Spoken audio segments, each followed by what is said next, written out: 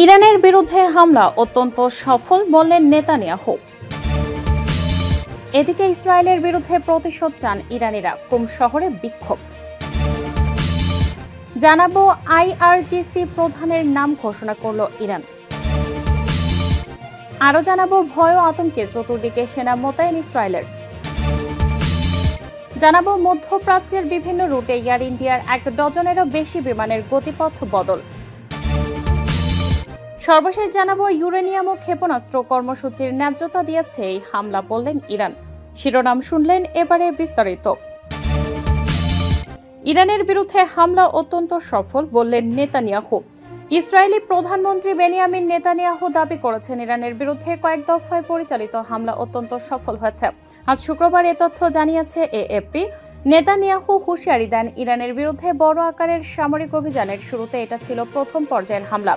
আমরা প্রাথমিক হামলা চালিয়েছি যা খুবই সফল হয়েছে এবং ঈশ্বরের সহায়তায় আমরা আরও অনেক কিছু অর্জন করব, যোগ করেন নেতানিয়াহু। এক ভিডিও বার্তায় ইসরায়েলি নেতা এসব কথা বলেন। এর আগে তিনি জানিয়েছিলেন অনেকদিন ধরে ইরানের বিরুদ্ধে হামলা চলতে পারে। এদিকে ইসরায়েলকে এই হামলার জন্য শাস্তি দেবেন বলে হুমকি দিয়েছেন দেশটির সর্বোচ্চ ধর্মীয় নেতা আয়াতুল্লাহ আলী খামেনি।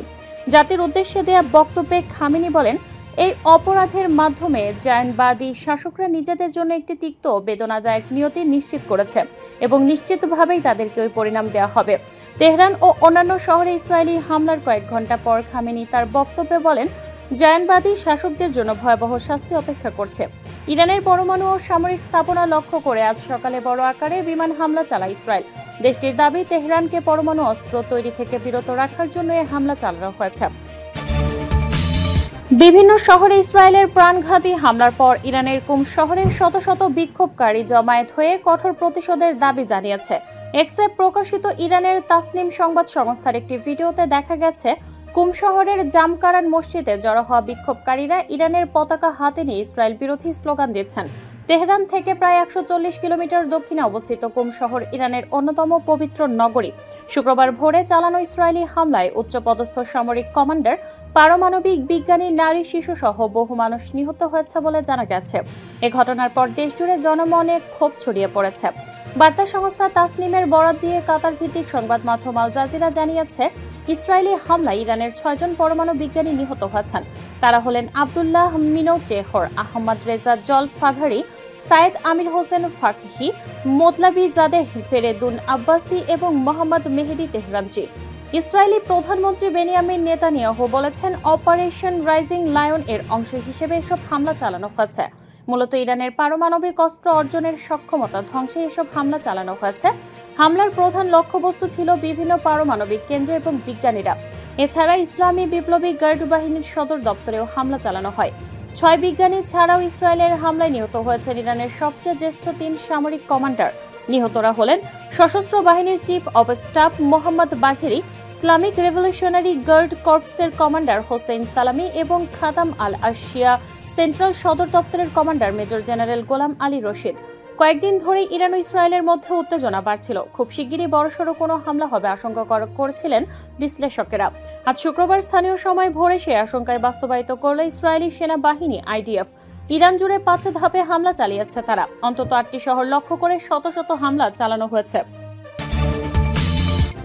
আইআরজিসি প্রধানের নাম ঘোষণা করল ইরান। ইসরায়েলি হামলায় ইসলামিক রেভলিউশনারি গার্ড কর্পসের নেতা হোসেন সালামির নিহতের পর Ayatollah Ali Khamenei major general Mohammad পাকপুরকে নতুন কমান্ডার হিসেবে নিয়োগ দিয়েছেন। অন্যদিকে পাল্টা হামলার স্বরূপ ইসরায়েলের দিকে ছোড়া সব ইরানি ড্রোন সফলভাবে ভূপাতিত করার দাবি করেছে ইসরায়েল। ইসরায়েলের হোম ফ্রন্ট কমান্ডো, যারা এর আগে আশ্রয়কেন্দ্রের সংক্রান্ত সতর্কতা জারি করেছিল, তারা জনগণকে জানিয়েছে যে এখন আর কারোর আশ্রয়কেন্দ্রের কাছে অবস্থান করার প্রয়োজন নেই। তবে একই সঙ্গে সকলকে সতর্ক ও সজাগ থাকার কথাও বলা হয়েছে। এদিকে ইরানের তাসনিম সংবাদ সংস্থা উত্তর পশ্চিমে তাবরিজে নতুন একটি ইসরায়েলি হামলার খবর জানিয়েছে। এদিকে হামলার প্রতিক্রিয়ার ইরান জানিয়েছে, এই হামলা ইউরেনিয়াম সমৃদ্ধকরণ এবং ক্ষেপণাস্ত্র উন্নয়ন কর্মসূচি চালিয়ে যাওয়ার প্রয়োজনীয়তাকে আরও জোরালো করেছে। ইসরায়েলকে ইঙ্গিত করে ইরান সরকার এক বিবৃতিতে বলেছে, এমন শিকারী রাষ্ট্রের সঙ্গে ক্ষমতার ভাষা ছাড়া কথা বলা উচিত নয়। বিবৃতিতে আরও বলা হয়েছে, ইরানের ইউরেনিয়াম সমৃদ্ধকরণ, পারমাণবিক প্রযুক্তি এবং ক্ষেপণাস্ত্র সক্ষমতা অর্জনের ওপর জোর দেওয়ার বিষয়টি এখন বিশ্ব আরও ভালোভাবে বুঝতে পারছে। ইরান স্পষ্ট করে বলেছে, ইসরায়েলি হামলা তাদের পারমাণবিক ও ক্ষেপণাস্ত্র কর্মসূচির বিকাশের ন্যায্যতা তৈরি করেছে বলে তারা মনে করে। এদিকে হামলার পর জাতিসংঘের আন্তর্জাতিক আণবিক শক্তি সংস্থা জানিয়েছে, তারা ইরানি কর্মকর্তাদের সঙ্গে যোগাযোগের মাধ্যম নিশ্চিত হয়েছে ইসরায়েলের হামলা ইস্পাহান শহরের পারমাণবিক স্থাপনা ক্ষতিগ্রস্ত হয়নি। ভয় ও আতঙ্কে চতুর্দিকে সেনা মোতায়েন ইসরায়েলের। ইরানের বেশ কয়েকটি শহরে হামলা করে এবার পাল্টা হামলার ভয় ও আতঙ্কে নিজ দেশের চারপাশে সেনা মোতায়েনে ব্যস্ত ইসরায়েল। দেশটির সেনাপ্রধান আইয়াল জামির টেলিভিশনে দেয়া এক ভাষণে বলেছেন, তার সেনাবাহিনী 10,000-এর বেশি সেনা মোতায়েন করছে এবং সব সীমান্ত জুড়ে প্রস্তুতি নিচ্ছে। সতর্ক করে তিনি বলেন, যে কেউ আমাদের চ্যালেঞ্জ করতে চাইবে তাকে বড় মূল্য দিতে হবে। আইয়াল জামির আরও বলেন, ইসরায়েলের জনগণকে আমি সম্পূর্ণ সাফল্যের নিশ্চয়তা দিতে পারি না। ইরানি শাসক গোষ্ঠী প্রতিশোধ নিতে আমাদের উপর হামলার চেষ্টা করবে। এই হামলার সম্ভাব্য মূল্য আমাদের আগের অভিজ্ঞতা থেকে আলাদা হবে। আমরা এই অভিযানের প্রস্তুতি অনেক আগে থেকেই নিচ্ছি। বাস্তব তাৎক্ষণিক হুমকির বিরুদ্ধে প্রস্তুতির জন্য সেনাবাহিনীর সব শাখা ও বিভাগ মিলিয়ে নজিরবিহীন চেষ্টা চালানো হয়েছে বলেন জামির। উল্লেখ্য, ইরান জুড়ে শুক্রবার 5টি ধাপে হামলা চালিয়েছে ইসরায়েল। অজ্ঞাতনামা একজন ইসরায়েলি সামরিক কর্মকর্তা টাইমস অব ইসরায়েলকে কথা জানিয়েছেন। এ কর্মকর্তা বলেন, শত শত হামলা চালানো হয়েছে এবং অন্তত 8টি স্থানে লক্ষ্যবস্তুতে আঘাত হানা হয়েছে। ইরানের সংবাদ মাধ্যমগুলো বলছে, তেহরান জুড়ে 6 থেকে 9টি বিস্ফোরণের শব্দ শোনা গেছে।